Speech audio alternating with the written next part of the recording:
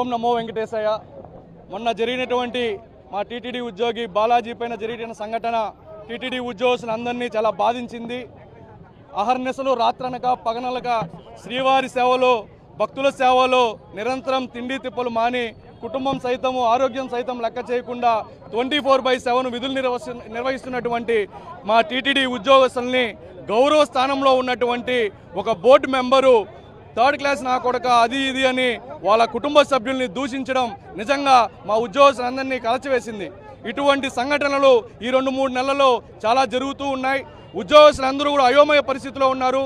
ఉద్యోగస్తులు భక్తులకి సేవ చేయాలా లేకపోతే వచ్చిన బోర్డు మెంబర్లకి సేవ చేయాలా అనే అయోమయ పరిస్థితిలో ఈరోజు ఉన్నారు.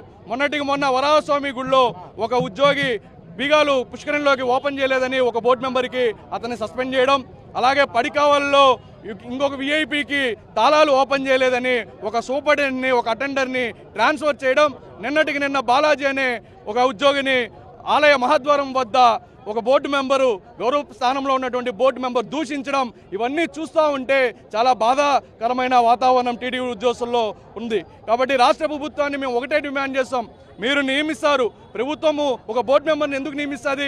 వాళ్ళు ఒక డివోటీ, వాళ్ళకు ఒక డిగ్నిటీ ఉంటుంది, ఒక డీసెన్సీ ఉంటుంది. వీళ్ళు వస్తే టీటీడీ ప్రతిష్టను భక్తులకు సేవలు మెరుగైన సేవలు చేస్తారనే ఉద్దేశంతో మిమ్మల్ని బోర్డు మెంబర్లుగా ఇక్కడ నియమిస్తే మీరు ఇక్కడ వచ్చి అధికార దాహంతో అహంకారంతో ఇక్కడ పనిచేస్తున్నటువంటి టీటీడీ ఉద్యోగస్తుల్ని థర్డ్ క్లాస్ నా కొడక ఆ కొడక ఈ కొడక అనే అబ్యూజ్డ్ లాంగ్వేజ్ వాడడం ఎంతవరకు న్యాయం అని చెప్పి మేము డిమాండ్ చేస్తున్నాం. ఈరోజు టీటీడీ ఉద్యోగ సంఘ నాయకులందరూ ఏకతాటిపైకి వచ్చాం. మా ప్రణాళిక మేము నిర్ణయించుకుంటున్నాం. పెద్దలందరం కూడా కూర్చొని ఈ రోజు కానీ స్పందించకపోతే అటు ప్రభుత్వం కానీ ఇటు మేనేజ్మెంట్ కానీ స్పందించకపోతే రేపు కూడా ఒక కార్యక్రమానికి కూడా పిలుపు ఇవ్వబోతున్నాం పెద్దలతో మాట్లాడుకొని. కాబట్టి ప్రభుత్వం వెంటనే స్పందించాలి. నరేష్ కుమార్ అనే బోర్డు మెంబర్ని రద్దు చేయాలి.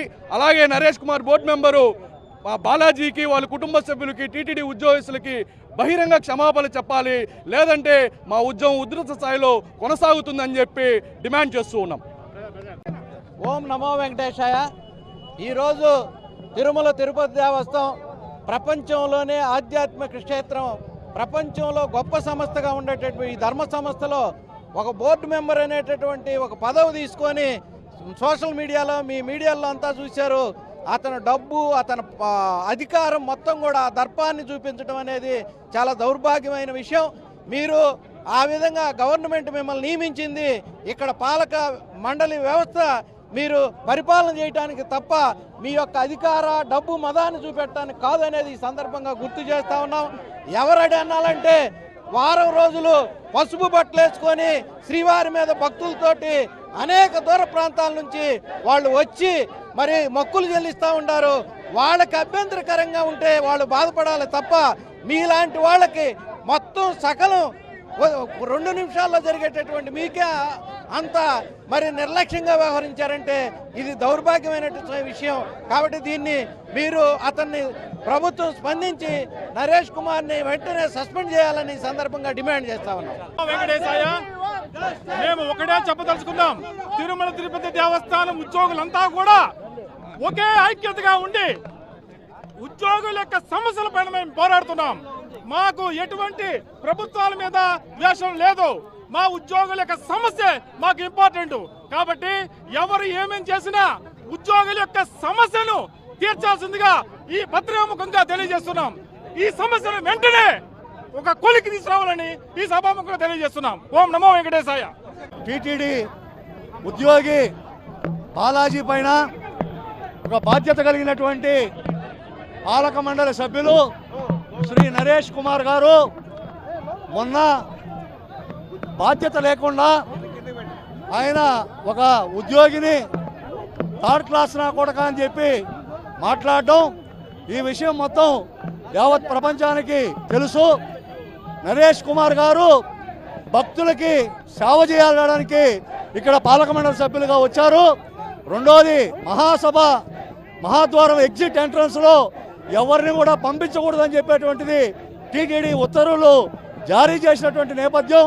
మహాద్వారం ఎంట్రన్స్లో ఎవరిని పంపాలో ఎవరిని పంపకూడదో రాష్ట్ర ప్రభుత్వం చాలా స్పష్టంగా ఆర్డర్స్ ఇచ్చింది. ఆ ఆర్డర్ని అమలు చేసినందుకు ఒక ఉద్యోగి పైన ఈ రకంగా వ్యవహరించడం అనేటువంటిది మేము ఉద్యోగ సంఘాలన్నీ కూడా ఒక జాయింట్ యాక్షన్ కమిటీ లాగా ఏర్పడి ఈరోజు నిరసన తెలియజేస్తున్నాం. ఇప్పటికైనా రాష్ట్ర ప్రభుత్వం అదేవిధంగా టీటీడీ చైర్మన్ వెంటనే జోక్యం చేసుకొని ఎవరైతే నరేష్ కుమార్ గారు ఈ విధంగా చేశారో వాళ్ళని వెంటనే తొలగించాలా, అదేవిధంగా బహిరంగంగా భక్తులకి ఉద్యోగులకి క్షమాపణ చెప్పాలని చెప్పేసి మేము తెలియజేస్తున్నాం. ఇంకొక విషయం, ఇది నిత్య కృత్యంగా జరుగుతోంది.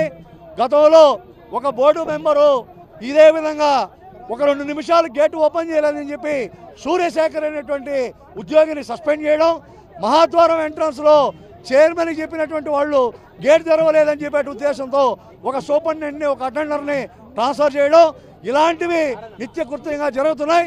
వీటిని మేము అంగీకరించాం. అదేవిధంగా ఉద్యోగుల సమస్యలు చాలా కాలంగా పెండింగ్ ఉన్నాయి. ఆ సమస్యలన్నిటిపైన మీరు పరిష్కారం చేసి ఒక మంచి పాలక మండలిగా మీరు ఉండాలని చెప్పి మేము తెలియజేస్తున్నాం. మీరు ఈరోజు ఈ సమస్యని పరిష్కారం చేయనటువంటి పక్షంలో ఈ యొక్క ఆందోళనని మా ఉద్యోగ సంఘాలన్నీ కూర్చొని ఒక బెస్ట్ ఆఫ్ మంచి యాక్షన్ ప్లాన్ తయారు చేసుకొని చేస్తామని చెప్పి ఈ సందర్భంగా దసరా వారి మా కార్యక్రమం కొనసాగుతుందని చెప్పి తెలియజేస్తాం.